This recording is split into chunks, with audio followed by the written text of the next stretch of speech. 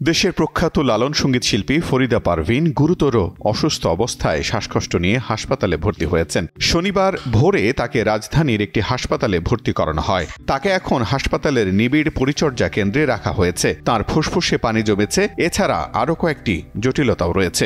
ফরিদা পারভিন যে হাসপাতালে চিকিৎসা নিচ্ছেন সেই হাসপাতাল থেকে জানানো হয়েছে তীব্র শ্বাসকষ্টজনিত সমস্যা নিয়ে তিনি ভোরে ভর্তি হয়েছেন। তার ফুসফুস আক্রান্ত, ডায়াবেটিস, উচ্চ রক্তচাপ ও থাইরয়েডের সমস্যা সহ বার্ধক্যজনিত কিছু সমস্যা আছে। বর্তমানে বক্ষ ব্যাধি, কিডনি এবং ক্রিটিক্যাল কেয়ার বিশেষজ্ঞের তত্ত্বাবধানে আছেন তিনি। টেলিফোনে ফরিদা পারভিনের মেয়ে জিহান ফারিয়ার সাথে কথা হলে তিনি জানান, কালকে যখন ভর্তি হয়েছে ওনার তো একটু নিউমোনিয়ার সিমটম ছিল আর কিডনি তো কম্প্রোমাইজ ছিল, এই জন্য কিছু জটিলতা দেখা দিয়েছে। তার বয়স তো হয়েছে, তো ওইসব কারণেই কালকে আমরা নিয়েছি। আর ইউনিভার্সাল যেহেতু আমাদের খুবই নিজেদের প্রতিষ্ঠান, তো আশিসদা উনি নিজের মতো একদম আমাদের ফ্যামিলি হিসাবে দেখেন, তো ওই জন্য ওনারা একটু স্পেশাল একটা ইনভেন্সিভ কেয়ারে নিয়েছেন।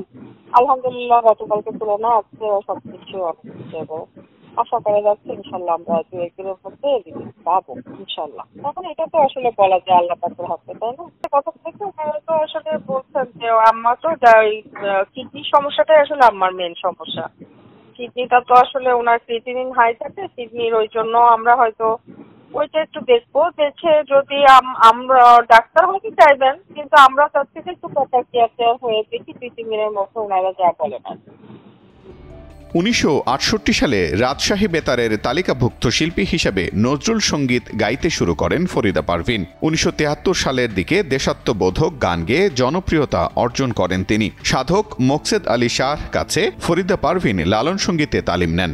ফরিদা পারভিন 1987 সালে সঙ্গীতাঙ্গনে বিশেষ অবদানের জন্য 21 পদক পান। এছাড়া 2008 সালে তিনি জাপান সরকারের পক্ষ থেকে ফুকুওয়াকা এশিয়ান কালচার পুরস্কারও পেয়েছেন।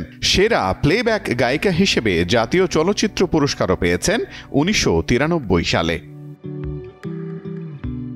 জাহান অরণ্য, কালের কণ্ঠ।